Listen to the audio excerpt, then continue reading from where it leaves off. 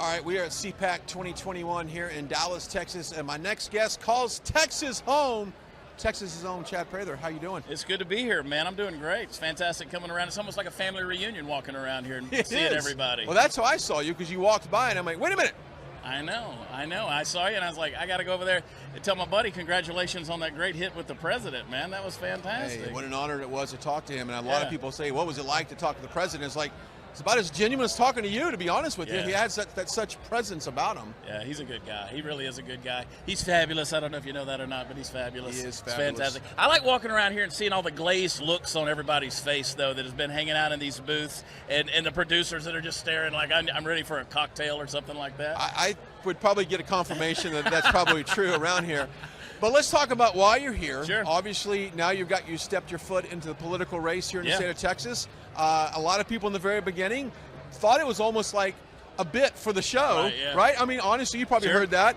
But as people learned that you really have great plans for the state of Texas, and you're taking this thing very seriously, I think you're a force to reckon with. Well, we're dealing with it from a grassroots level in a big, big way. Grassroots is a political way of saying we're broke, right? And so we've learned to really stretch a dollar.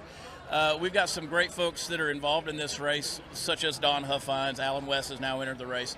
And it was a year ago this past week. I was in South Dakota. I was waiting on the president to speak, and we got yet another mandate from the state of Texas, from the governor, with more shutdowns, more lockdowns, more mask mandates. And I jumped on Twitter, and I said, I'm going to run for governor in 2022 in the state of Texas. And a lot of folks, they thought it was a gimmick. And to me, I joke about a lot of things, but the state of Texas and the state of our state, big difference for me. It really, really matters here.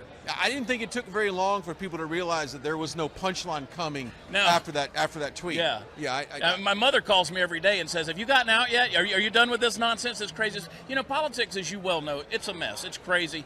We're up against a really big machine. It's a nasty machine. It's a disgusting machine. And typically it's the good old boy, good old girls club, and it's the next person in line with the most money backers who get to step up, and they take the role of the head of the country club. It's just their turn.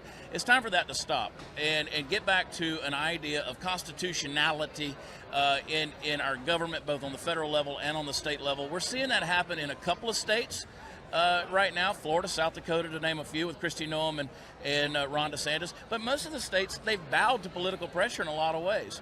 And I keep saying we have these complex problems, and we want to pussyfoot around with them and use political correctness. Political correctness isn't going to solve anything. It's not going to provide any solution. So it's time for real people who are hardworking, blue-collar, salt-of-the-earth folks to step up and do what's right by their communities, their municipalities, and even their state and federal level. I think you resonate with a lot of people through your personality, through your humor, your jokes. And, of course, you really started Facebook in your truck with your dog talking to the camera. And it wasn't scripted. It was very impromptu, very heartfelt. I think that's what made you so popular. Well, it was a genuineness about it. You know, for me, it was kind of my therapy. I put my camera phone on the dashboard of the truck, talked to it for 3 minutes, and kind of get everything off my chest. I had no idea I was going to waste that many millions of people's time over the last several years. We were able to turn that into doing live shows, comedy and music and so forth. I said then I was never going to get into political comedy. I think that promise to myself lasted about 6 months. I said I was never going to run for office. That promise to myself lasted about 4 years. And so here we are. And I just said it's time to put our money where our mouth is and put our platform and our voice on the line. And if we really believe in something, let's do something about it. Okay, but I saw Matthew McConaughey come out a couple days ago with some statement that completely, I just said hard pass on that guy. Yeah. I'm saying that publicly. I don't care about it. He's not what Texas needs. No. He's not. No.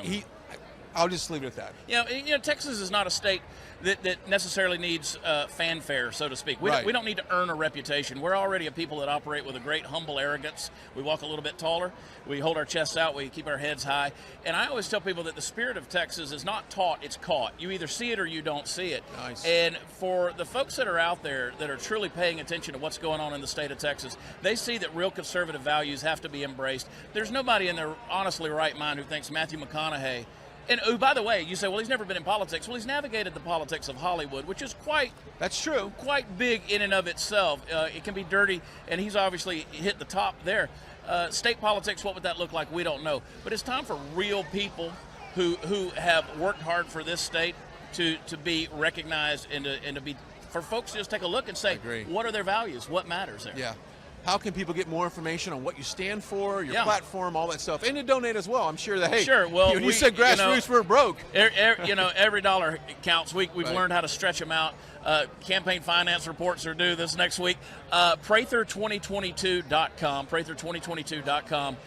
Folks can find us there. And of course, you can watch the Chad Prather Show on Blaze TV as well. I mean, what a great platform to be able to talk about these things that are going on. That's important. Yeah. All right. Good seeing you, brother. man. Absolutely, man. By the way, Rangers, bad season, right? Texas Rangers? Not good. Not good. Not good. Yeah. I'll leave it at that. We'll leave that. That's our hot sports take for the day. We'll see you back here at CPAC 2021.